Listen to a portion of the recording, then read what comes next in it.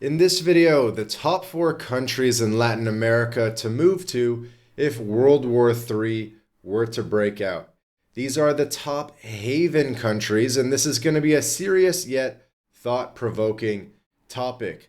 Global tensions, are constantly making headlines, and many are considering a safe haven either as a plan A or a plan B. And Latin America, as you guys know, works really well for Plan B residencies as well. So we're going to explore the top 4 countries in this video. Without further ado, they are in alphabetical order: Argentina, Bolivia, Chile, and Paraguay. And we're going to break them down one by one, residency options and the reasons you might choose one or another. Starting with Argentina, the vibrant escape. It feels like a cultural oasis, blending European elegance with Latin passion, far removed from global conflict zones. You can settle into Buenos Aires' lively Palermo neighborhood. You can be hitting the tango clubs and bustling cafes, offering a sense of normalcy. Or you could escape to Mendoza's serene vineyards, surrounded by the Andes' protective embrace. The vibe is warm and expressive, with locals welcoming expats into their mate-sharing circles. Expat communities thrive all over the country, from Bariloche in the south up to Cordoba and Salta and everything in the north. It's a very family-friendly country, and one that's going to be probably the most familiar in South America for Canadians, Americans, and Europeans looking to ease the transition. Or I would say particularly for Europeans, it's going to be the most familiar.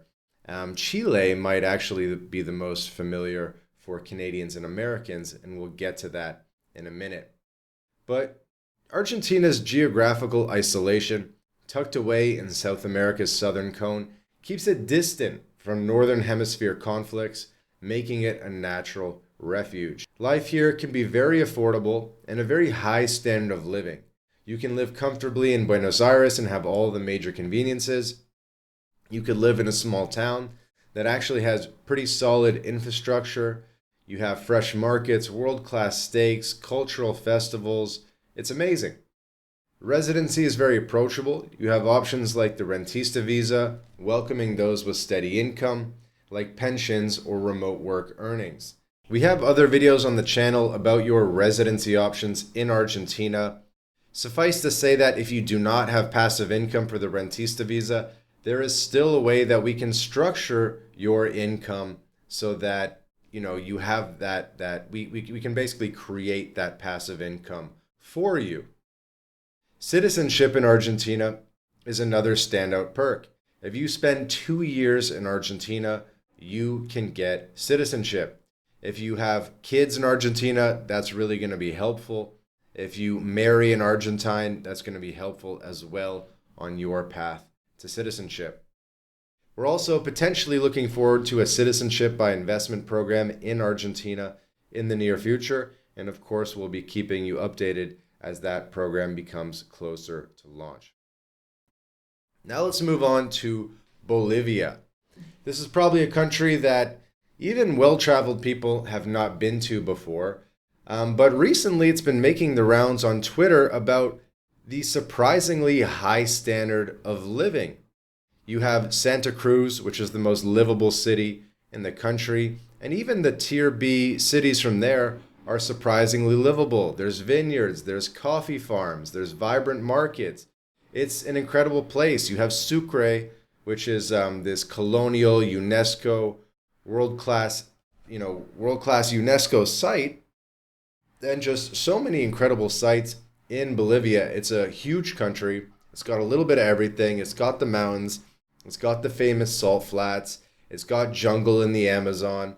So it really has a little bit of everything that you might be looking for. It has indigenous areas. It has more European areas.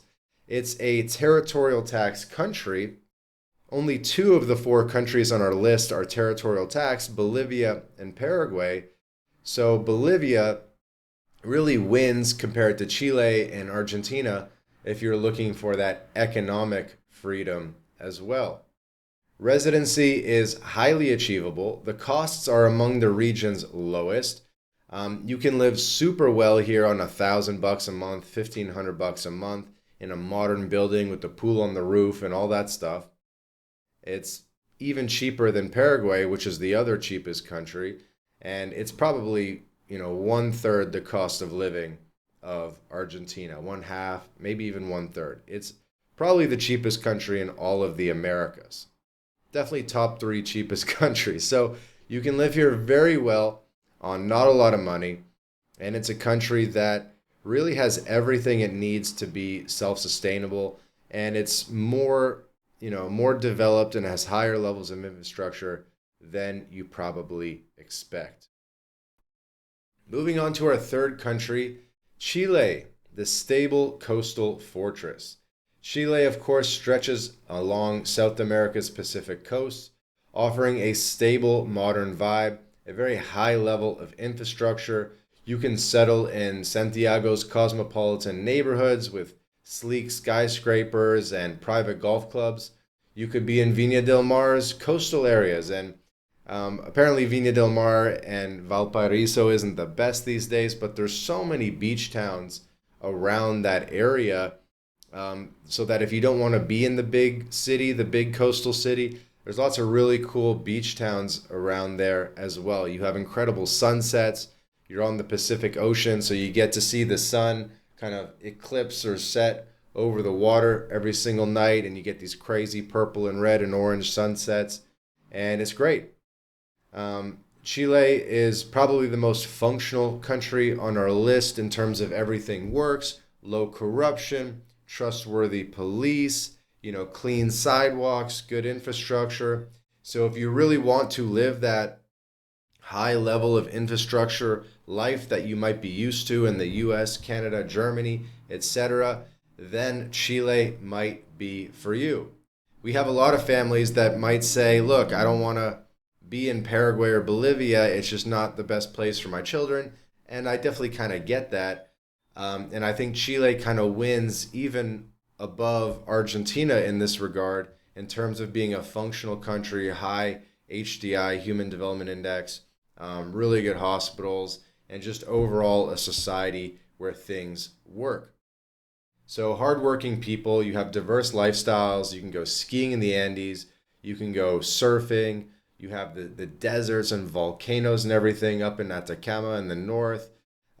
So it's a country that really has a lot going for it. And, there's a lot of different lifestyles and biospheres and stuff. So it's not all Santiago. There's really a lot more going on in Chile than most people give it credit for. Chile is an absolute standout in this regard. It's a 2-year path to permanent residency, a 5-year path to citizenship. They have lots of different residency options. It doesn't work super well as a Plan B residency in terms of you kind of need to spend more time there. There might be a way to spend less time, but you might not be working towards permanent residency. Or if you can spend more time, then you can get the permanent residency, lock that in, and then you have a true Plan B. Now moving on to Paraguay, the fourth country on our list, the one-time hidden gem, maybe not so much a hidden gem anymore. Maybe Bolivia is the true hidden gem now, but Paraguay has always kind of felt like America's best kept secret, offering a quiet, affordable escape in the heart of the continent. You can settle in Asunción's laid-back neighborhoods where you have colonial architecture, modern cafes, you have big mansions, you have skyscrapers as well. A lot of them are really quite modern, and they have the sauna and they have the gym in the building and everything. So you can really live quite well on not very much money in Paraguay. Paraguay is not just Asunción as well. It's a great country for buying land, very fertile land. You can get cows and goats and fruit trees, and pretty much everything grows in Paraguay, from tobacco to coffee to mangoes and bananas and all different types of fruits. Of course, very famous for steaks and meat as well. You have Encarnacion in the south of the country near the border with Argentina. A great little town. I love Encarnacion as well. I love the whole Itapúa area, which is kind of like the southeast of the country, which is the yerba mate growing region along the banks of the river there. I think that's an incredible region as well. You have the Misiones department, which is also really nice. So you have all these nice rural areas that are, it's pretty rural. I wouldn't say rough in the sense of dangerous, but rough in the sense of like, you really feel like you're out in the countryside. So you can live a posh urban lifestyle if you want to be in Asunción or even Encarnacion, or you can live kind of that rural lifestyle. You can get a big farm, you can get 40 acres for a very reasonable amount of money. Paraguay, of course, is a territorial tax country. It's a top tax residency that a lot of digital nomads and expats are getting. Residency in general, legal residency, permanent residency is very easy to obtain. It's one of the most popular programs that we do here at MyLatinLife. We do Paraguay residency literally every day. Me, myself, I've been a resident of Paraguay since 2019. So you do have a potential path to citizenship in Paraguay, and you really have a path to citizenship in all 4 countries on our list. It's really just a question of how much physical presence or substantial ties do you need to make in the country in order to truly be on a path to citizenship. And in that regard, Paraguay kind of wins or does well, whereas in Chile or Argentina, you're going to have to do more physical presence. You're going to have to do probably the majority of the year in those countries to work towards citizenship. But in Paraguay or Bolivia, it might be possible to get citizenship doing less than half the year or even less than 1 month a year, depending on kind of how much investment you're making in the country. Paraguay is extremely affordable. It's popular for a reason. People love the culture. People love the lifestyle, the cost of living, relatively safe, low taxes, territorial taxed country. So it really has a lot going for it there. So those are the 4 countries on our list: Argentina, Bolivia, Chile, and Paraguay.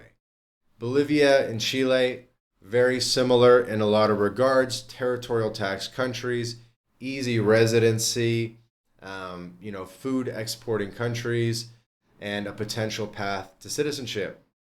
Argentina and Chile, also similar in certain ways. These are countries where it's easy to get residency, but to maintain the residency, you really should be doing 6+ months a year, at least until you get permanent residency or citizenship.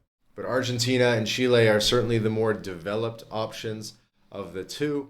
Argentina, I would say, is more familiar for Europeans. Chile is more familiar for Americans and Canadians, but that's not to say that there aren't a lot of Europeans in Chile, of course, and there aren't a lot of Americans and Canadians in Argentina. For Bolivia and Paraguay, I think that's probably the perfect plan B for anyone that's like a single guy, for sure. When you have kids, I do know some people have been a little bit scared off by kind of like the roughness, low infrastructure that they've experienced in Bolivia and Paraguay.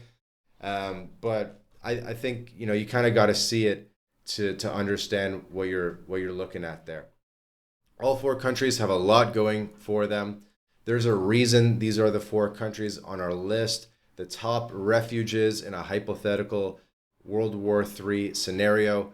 And of course, MyLatinLife, we cover all of Latin America, but for the purposes of this video, we really chose 4 countries in the Southern Cone, because the Southern Cone is really the region that's going to be the most resistant to any World War III scenarios. It's like, how is Mexico going to be in World War III? How is Panama going to be in World War III? A lot of people have made the argument that maybe you don't want to be in a place like Panama, where you have that critical canal that would be an important sort of choke point. Maybe Mexico is a little bit too close to the U.S. in terms of proximity. And so the Southern Cone really shines. There's even this map out there of like which countries are like within range of ballistic nuclear missiles or whatever. And Central America is still sort of in range, unfortunately. whereas South America is completely out of range of the ballistic nuclear missiles. This is, exactly where your family is going to be safe. And it just kind of works out nicely that the Southern Cone is in many ways the most developed high HDI region of Latin America. So you're both the furthest from the war, and you're also getting the highest standard of living, and you also have a number of territorial tax options as well. If exploring Plan B residency in the Southern Cone and in Latin America is of interest to you, there's a link in the description where you can book a call with us.